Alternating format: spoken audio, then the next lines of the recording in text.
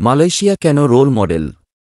Malaysia দক্ষিণ পূর্ব এশিয়ার সংখ্যাগরিষ্ঠ মুসলিম অধ্যুষিত একটি দেশ। বিস্তারিত জানতে ভিডিওটির শেষ পর্যন্ত দেখুন। মালয়েশিয়া দক্ষিণ পূর্ব এশিয়ার সংখ্যাগরিষ্ঠ মুসলিম অধ্যুষিত একটি দেশ। পাহাড়ে ঘেরা প্রাকৃতিক সৌন্দর্যমিত বহুজাতিক ও বহু ধর্মের অনুসারী শান্তিপ্রিয় দেশ। দক্ষিণ পূর্ব এশিয়ার একটি উন্নত ও ধনী দেশ হিসেবেও এর সুখ্যাতি রয়েছে। সিঙ্গাপুর ও ব্রুনাইয়ের পরই মালয়েশিয়ার অবস্থান। মাথাপিছু আয় ২৭,৫০০ মার্কিন ডলার। অনেক দেশই মাথাপিছু আয়ের দিক থেকে উন্নত হলেও জনগণের ব্যক্তিজীবনে প্রকৃত আয় ও জীবনযাত্রার মান তেমন ভালো নয়। কিন্তু মালয়েশিয়া তার ব্যতিক্রম। ধনীদরিদ্রের মধ্যে আয়ের পার্থক্য থাকলেও সব নাগরিকই সচ্ছল। বলতে গেলে বিশ্বের অপরাপর উন্নত দেশগুলোর মতো মালয়েশিয়াতেও সবার গাড়িবাড়ি ও প্রয়োজনীয় আসবাবপত্র আছে। সবাই চিকিৎসা সেবা ও শিক্ষার সুযোগ সুবিধা পাচ্ছে। মালয়েশিয়া বাংলাদেশের চেয়ে আয়তনে প্রায় ২.৫ গুণ বড়। ১৩টি রাজ্য এবং ৩টি প্রদেশ নিয়ে গঠিত। জনসংখ্যা ৩,৩৫,৭০,০০০। তার মধ্যে ৬০% মুসলিম, যাদের ভূমিপুত্র বলা হয়, কারণ তারাই এই ভূমির আদিবাসী। ৩০% চাইনিজ ও ১০% ইন্ডিয়ান তথা হিন্দু, শিখ ও অন্যান্য ধর্মাবলম্বী। রাজধানী শহর কুয়ালালামপুর। সরকারি ভাষা মালয়। মুদ্রা রিঙ্গিত। দেশটিতে সংখ্যাগরিষ্ঠ মুসলিম মালয়রা রাজনৈতিকভাবে প্রভাবশালী হলেও অর্থনৈতিক দিক থেকে চীনা বংশোদ্ভূত সংখ্যালঘু গোষ্ঠী প্রভাব বিস্তার করে আছে। তবে সাম্প্রদায়িক সম্প্রীতি বিরাজমান।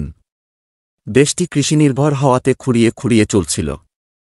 মাহাথির মোহাম্মদ প্রধানমন্ত্রী হিসেবে দায়িত্ব নেওয়ার পরই দেশটিতে অর্থনৈতিক বিপ্লব ঘটে। সারা বিশ্বকে তাক লাগিয়ে মাত্র ২০ বছরের মধ্যে গরিব দেশ থেকে উন্নয়নশীল ও উন্নত দেশের দিকে অগ্রসর হয় দেশটি। তার কথা হল, পশ্চিম নয়, পূর্বই আমাদের আদর্শ, অর্থাৎ জাপান ও চীনকে অনুসরণ করা শুরু করলেন। কৃষিনির্ভরতা থেকে শিল্পায়নে জোর দিলেন। বিশ্বের বড় বড় কোম্পানিকে সুযোগ সুবিধা দিয়ে দেশে বিনিয়োগ করার আহ্বান জানালেন। কলকারখানা প্রতিষ্ঠা করার সঙ্গে সঙ্গে দেশীয় শ্রমিকের অভাব দেখা দিল। আর তখন বিদেশ থেকে, বিশেষ করে বাংলাদেশ, ইন্দোনেশিয়া থেকে লাখ লাখ সস্তা শ্রমিক আমদানি করে কলকারখানা চালু রাখলেন। এভাবে একসময় তারা বিশ্ব বাজার দখল করে নেয়। শিক্ষা খাতেও প্রচুর বিনিয়োগ করলেন। ৭০-এর দশকে একসঙ্গে দেশের প্রায় ১.৫ লাখ ছাত্রছাত্রীকে লন্ডনের বিভিন্ন বিশ্ববিদ্যালয়ে সরকারি খরচে উন্নত শিক্ষার জন্য পাঠিয়ে দিলেন, যাদের বেশিরভাগই ছিল মালয়ী মুসলিম।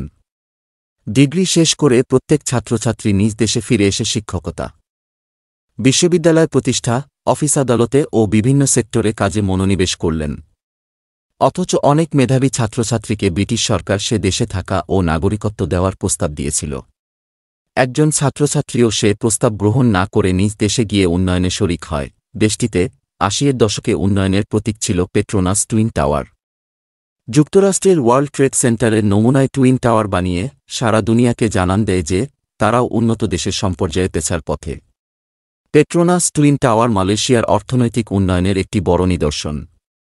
সর্বমোট ৯৩টি ফ্লোর, যা একসময়ে পৃথিবীর সর্বোচ্চ উঁচু বিল্ডিং ছিল। গ্রাউন্ড ফ্লোরে বিশাল শপিং মল। রাতে লাইট, পানির ফোয়ারা ও সঙ্গীতের মূর্ছনায় সে এক অদ্ভুত অনুভূতি। মালয়েশিয়া প্রথম দর্শনেই ভালো লেগে যাওয়ার মতো একটি দেশ। পরিষ্কার পরিচ্ছন্ন, ছিমছাম। রাস্তার পাশে ভিখারি তো দূরের কথা, পথচারীর দেখা পাওয়াও বিরল ব্যাপার। নেই কোনো হইচই বা কোলাহল। রাস্তাঘাটে একবারের জন্য হলেও গাড়ির হর্ন শুনিনি। দেওয়ালে কোনো পোস্টার চোখে পড়েনি। মিছিল সমাবেশও দেখিনি। এর মানে এই নয় যে সেখানে রাজনীতি নেই। মালয়েশিয়া যেহেতু একটি বহুজাতিক দেশ, তাই তাদের খাওয়া দাওয়া, চালচলন ও পোশাক পরিচ্ছদে রয়েছে বিস্তর ফারাক। সংখ্যাগরিষ্ঠ মুসলিমদের মধ্যে যথেষ্ট সহনশীলতা দেখা গেলেও চাইনিজ কমিউনিটি অনেকটাই ফাস্ট লাইফ লিড করছে বলে মনে হয়েছে। মেয়েরা স্কার্ট আর স্লিভলেস শার্ট পরে যেভাবে রাস্তাঘাটে স্বাধীনভাবে চলাফেরা করে তা যেন পশ্চিমা দেশগুলোকেও হার মানায়। অথচ মুসলিম ছেলে মেয়েরা তাদের ধর্মীয় অনুশাসন ও শালীনতা বজায় রেখেই সর্বত্র চলাফেরা করছে এবং হোটেল, রেস্টুরেন্ট, দোকানপাট ও অফিস আদালতে কাজকর্ম করছে। সবাই যার যার মতো ব্যস্ত। কে মুসলমান আর কে অমুসলমান এসব অপ্রয়োজনীয় প্রশ্ন তুলে অকারণে হইচই বা বিতর্ক সৃষ্টি করার মতো পরিবেশ পরিস্থিতি সে দেশে নেই। এজন্যই তারা এত উন্নতি করতে পেরেছে। মালয়েশিয়ার আয়ের অন্যতম প্রধান উৎস ট্যুরিজম। কুয়ালালামপুরকে ট্যুরিস্টের জন্য উন্মুক্ত রাখার লক্ষ্যে পুত্রজায়াতে তাদের প্রশাসনিক রাজধানী সরিয়ে নেওয়া হয়। এটি কুয়ালালামপুর থেকে প্রায় 2.9 মাইল দূরে অবস্থিত। প্রধানমন্ত্রীর অফিস সহ সব সরকারি অফিস স্থানান্তর করা হয়। পুত্রজায়া শহরটি দেখতে ছবির মতো। অনেকে এটিকে স্বপ্নের শহর মনে করেন। মাহাথির মোহাম্মদ একটানা 2 বছর ক্ষমতায় ছিলেন। দীর্ঘ সময় ক্ষমতায় থাকার পেছনে রয়েছে তার অসাধারণ নেতৃত্ব। এজন্য শুধু নিজ দেশেই নয়, বিশ্বের বহু দেশেই একজন জনপ্রিয় নেতা হিসেবে পরিচিত ছিলেন তিনি। বাংলাদেশেও তিনি ছিলেন ব্যাপক জনপ্রিয়। মাহাথির স্বেচ্ছায় ক্ষমতা থেকে সরে না দাঁড়ালে হয়তো আরও দীর্ঘ সময় ক্ষমতায় থাকতে পারতেন। তিনি কখনো পশ্চিমা চাপের কাছে মাথা নত করেননি। একসময় গোটা দক্ষিণ পূর্ব এশিয়া যখন অর্থনৈতিক সংকটে পতিত হয়, সে সময়েও তিনি অন্যান্য দেশের মতো বিশ্বব্যাংক IMF-এর ফর্মুলা অনুযায়ী অর্থনীতি পুনরুদ্ধারের পথে হাঁটেননি। বিশ্বব্যাংকের ঋণ নিতে অস্বীকৃতি জানিয়েছিলেন। মালয়েশিয়ায় কি দুর্নীতি নেই? মাহাথিরের ভাষায়, অবশ্যই আছে। তবে তা ন্যূনতম পর্যায়ে, টেবিলের নিচে। ইউরোপ, যুক্তরাষ্ট্রের উন্নতির সঙ্গে আমরা কখনো বাংলাদেশের তুলনা করব না।